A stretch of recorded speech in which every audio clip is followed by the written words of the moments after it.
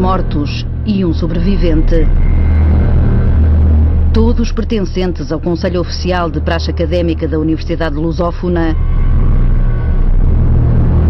todos obrigados a assinar um termo de responsabilidade.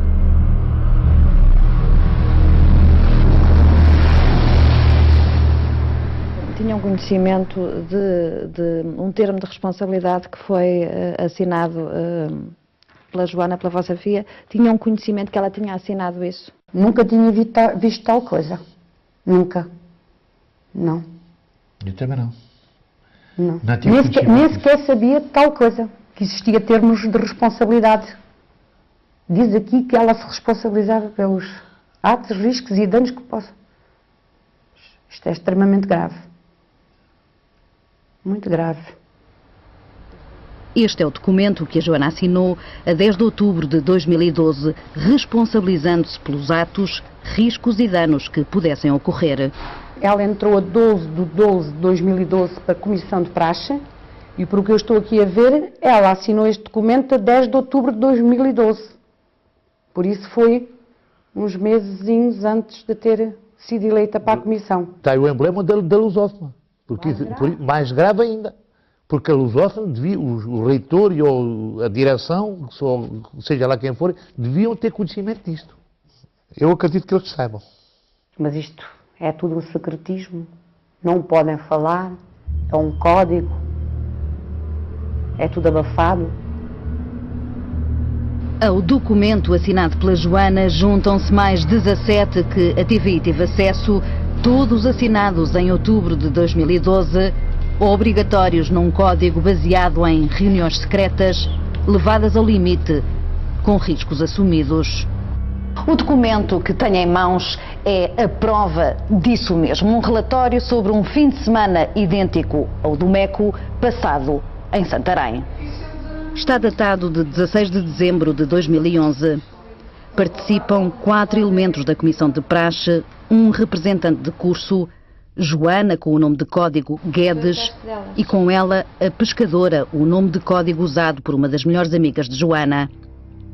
Na altura eram na hierarquia da praxe pastranas, um título dado a todos os estudantes que estão vinculados à praxe académica com 2 matrículas na Universidade Lusófona. Antes já tinham sido besta e caloiras, a base da hierarquia. A mensagem era clara, o fim de semana tinha como objetivo fazer um clique académico nos pastranos, ou seja, ensinamentos que iam para além de explicações em atividades ditas normais. Tiveram que sentir tudo o que lhes foi transmitido, com dores, com choros. As provas começam ainda durante a viagem de ida. Estávamos no meio da Lesíria e do Tejo e escondemos os carros. Dissemos que tinham que fazer o resto do caminho a pé. Elas muito assustadas, no escuro, com quem se ladrar. Ainda nessa noite, já na casa alugada, mais um desafio é proposto. Vamos testar como é que elas reagem em pressão. Fomos para uma sala completamente às escuras. A comissão de praxe estava escondida no escuro a bater com a capa nas portas, no chão, nas paredes. Um dos veteranos pergunta à Joana: por que estás aqui? O que é para ti a base do academismo? Se a representante e a comissão se atirassem a um poço, também te atiravas? O relatório conclui: as respostas de Guedes foram muito renitentes. Chegou ao ponto de dizer que não se atirava ao poço, ou seja, ainda estavam muito cruas. Após isto, deixámo-las a pensar, refletir e até mesmo chorar. A pressão continua noite dentro. Levámo-las para a beira de uma piscina e perguntámos: se eu me atirasse para dentro de uma piscina, vinham comigo? Mais uma vez houve hesitação na resposta. Por isso, pode ler-se no relatório, chegam a ser apelidadas de aves raras. Quando a noite caiu, medo e pressão estava presente nas pastranas. Medo do escuro, medo do desconhecido. Este fim de semana serviu para enfrentar os medos, assim como os navegadores portugueses enfrentaram o Adamastor. E o fim de semana acaba concluído com êxito. Já quase antes de virmos embora, a representante do curso e a comissão de praxe entraram para dentro da piscina para ver a reação das pastranas, se realmente hesitavam ou entravam. Fizeram o esperado, entraram sem hesitações, o que fez com que tudo o que lhes foi feito e dito fez sentido. Nunca pensei que fosse uma coisa tão grave. Acho que quem diz que as praxes são inofensivas é porque não sabe. Ou não sabe, ou finge que não sabe. Ou quer esconder. Porque quando eu não sabia, também dizia se calhar que era uma coisa inofensiva. Agora posso dizer que as praxes efetuadas na Universidade Lusófona não são praxes normais. Aquilo faz-me lembrar aí o género daí dos fuzileiros, dos comandos. Aquilo é uma tropa de elite. Passa quando vão para uma tropa, passarem esses obstáculos todos e estavam preparados depois para irem para fazer essas comissões lá fora. Aquilo é uma tropa de elite. Segundo os contas, chegarem-se para dentro de água no inverno, não sei, Em pleno dezembro. em pleno dezembro, chegarem-se para dentro de água. Como é que é possível? Aquilo faz-me lembrar, e não sei onde é que... Obediência cega à hierarquia, preparadas para subirem de título. Em apenas um ano, Joana sobe à categoria de doutora e passa a fazer parte da comissão de praxe. Esta colher representa a ascensão de Joana. O que eu notava atualmente é que ela não tinha medo de nada, modificou-se no aspecto, quando ela falava connosco, ela era confiante, ela... Muitas vezes, com certas conversas que ela tinha com a gente, eu até já tinha comentado com o meu marido e tinha dito assim: a nossa Joana está diferente, não está tão... Como é que eu ia dizer? Parece que não tem medo das coisas.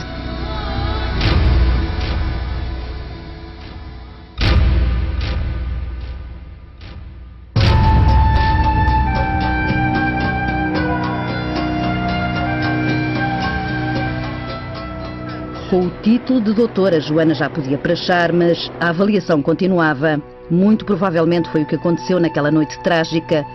Com o Dux presente, o chefe máximo da praxe académica, o fim de semana do MECO seria uma espécie de teste para avaliar praxes. Segundo o Código de Conduta, só o Dux é que não pode ser alvo de praxe académica. Foi preciso a minha filha falecer para eu descobrir uma coisa destas, macabra, que isto, para mim, isto é horrível. Uma espécie de sociedade secreta em que todos têm um nome de código e têm que cumprir com o que manda o código. Os que não o fizerem têm a designação de desertores. Todos os passos são controlados. O uso de telemóvel é proibido durante as atividades da Comissão de Praxes, com exceção do Dux, que o pode usar. Não é por acaso que João Gouveia, na noite fatídica, foi o único que levou o telemóvel para a praia. Muito provavelmente, Joana já não chegou a ler esta mensagem de uma das amigas das praxes, enviada às 23h26 da noite da tragédia. No dia 14/12/2013, às 23h26, a minha filha recebe uma mensagem a perguntar se ela está viva. Para além da proibição do uso de telemóveis, os representantes da Copa têm ainda que escrever relatórios exaustivos sobre os fins de semana de praxes, presenças nas reuniões, se respondeu ou não à chamada, o interesse e a motivação de cada um. Tudo é escrutinado e registado. Neste caso, a Solidária, nome de código, terá comparecido à reunião para a preparação da primeira semana de praxe, mas não terá ido trajada. Existem ficheiros individuais com perfis traçados, destacando pontos fortes e fracos da personalidade. No caso da Joana, é salientado como ponto forte o facto de opinar, de ser interessada, responsável e motivada. Como ponto fraco, não transmitir a opinião a quem deve. Aqui, por exemplo, Chinese, nome de código, é considerado demasiado brando. A pescadora, uma das amigas da Joana, é tida como corajosa, mas insegura e com dificuldade em confiar. Um controle de personalidade ao mesmo tempo que é exigido rigor na apresentação. Sapatos pretos, estilo clássico, com salto de 3 cm, sem fivelas ou apliques. É proibido usar pulseiras, brincos, anéis, maquilhagem. Não achava também estranho, achava normal. Sim, como é que é dizer? Eu digo assim mesmo assim, que é que vocês não podem ir com as unhas pintadas? Mãe, é regras. É o que ela me diz, são coisas, são regras. Quem não obedecer é castigado e poderá ter mesmo que ir a julgamento com um juiz, neste caso o Dux ou o Honoris Dux, o título máximo da hierarquia e ainda os respectivos advogados. No dia 14 de dezembro, Joana e mais 5 colegas morrem trajadas nas águas turbulentas do Meco. Muito provavelmente sem sequer terem dimensionado o risco e o perigo que as esperava. Acho que elas nem sequer pensavam nisso. Eu penso que elas não tinham noção disso. Porque elas viviam para aquilo. Eu penso que era isso. Ela adorava o traje, ela adorava andar trajada. Eu penso que ela talvez tenha morrido feliz. Porque estava trajada, estava naquilo que ela gostava, ela nunca pensou que aquilo fosse perigo. Porque eu tenho a certeza que se a minha filha pensasse que aquilo era perigoso, eu acho que ela não tinha ido para aquilo.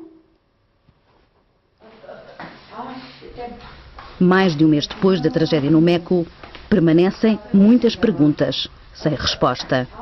Foi o que me restou do traje foi estas 2 camisas, e estão cheias de betadine, porque ela estava doente da garganta e levava um frasco de betadine. Esse frasco desapareceu, que não me foi dado, não sei se despejaram, que deve ter havido qualquer coisa, com a pressa de arrumarem as coisas, despejaram e jogaram-no fora. Mas acha que isso foi arrumado à pressa? É isso? Eu acho que isso foi arrumado à pressa, que jogaram isto lá para dentro do saco, porque estava tudo machucado, e eu nem sequer ainda consegui, nem sequer lavei isto, tenho tido isto dentro do saco, porque nem sequer tenho coragem só de pensar que é o que me resta do traje dela, não é? Não tive coragem de lavar isto.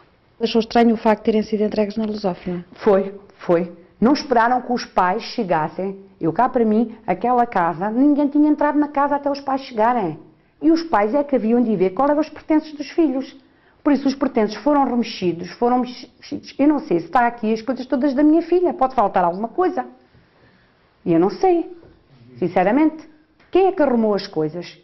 Que é isso que eu gostava de saber. Quem é que pôs as coisas nos sacos? Teve que ser alguém que sabia, mais ou menos. Porque as coisas da Joana estavam ali todas certinhas. Só a única coisa que estava fora era a bolsinha de cosmética e a manta. O resto estava tudo no sítio certo. João Gouveia, o único sobrevivente, o único que podia contar o que aconteceu naquela noite, continua fechado em casa, em silêncio. O João tem a mãe, não é? A mãe põe-se no lugar das outras mães que perderam os filhos. Eu não tenho... a minha filha não tenho mais filho nenhum, não é? E agora fico pensando, o que é o meu sentido de viver? Para que é que eu trabalho?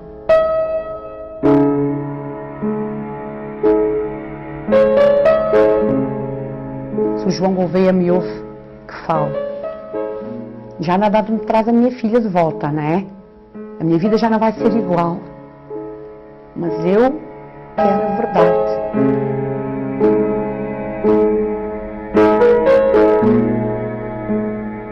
E eu não posso pensar que ela morreu desta maneira tão estúpida. Uma jovem com 21 anos morre de uma maneira tão trágica. Uma menina linda, que acabou desfigurada, irreconhecível, e que nós não conseguimos ver.